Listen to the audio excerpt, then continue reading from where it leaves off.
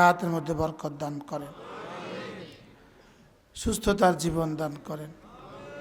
অল্প সময় আপনাদের সামনে আমি কোরআনে কারীমের সূরাতুশ শামস তেলাওয়াত করেছি। এর আগে আমি এখানে যখন আসছি তখনও আমি একটা পূর্ণাঙ্গ সূরা আপনাদের সামনে পড়েছি। এবারও অল্প সময় ইনশাআল্লাহ আমি একটা সূরা আপনাদের সামনে পূর্ণাঙ্গ বলার চেষ্টা করব ইনশাআল্লাহ। এই সূরাটার নাম হলো সূরাতুশ শামস।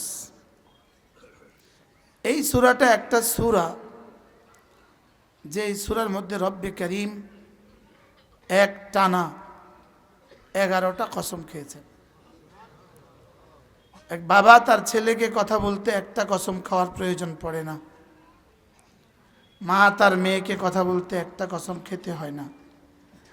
लेकिन रब्बे करीम अर्श आज़िमे मालिक আমার বানানেওয়ালা আমাকে একটা কথা বোঝাবার জন্য এক টানা 11টা কসম খেয়েছে।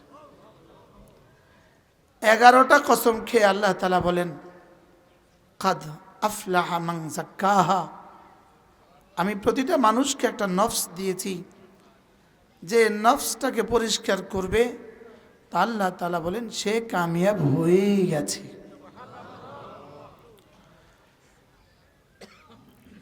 এক শব্দে আমরা আগে 11টা শব্দ বুঝে নেই, এরপর ইনশাআল্লাহ মাকসা মালাই যে বস্তুর উপরে কসম খেয়েছেন সেটা বুঝবো।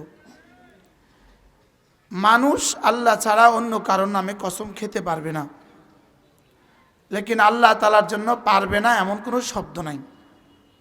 আল্লাহর জন্য কি পারবে না এমন কোনো কি নাই বলেন, এমন কোনো শব্দ নাই।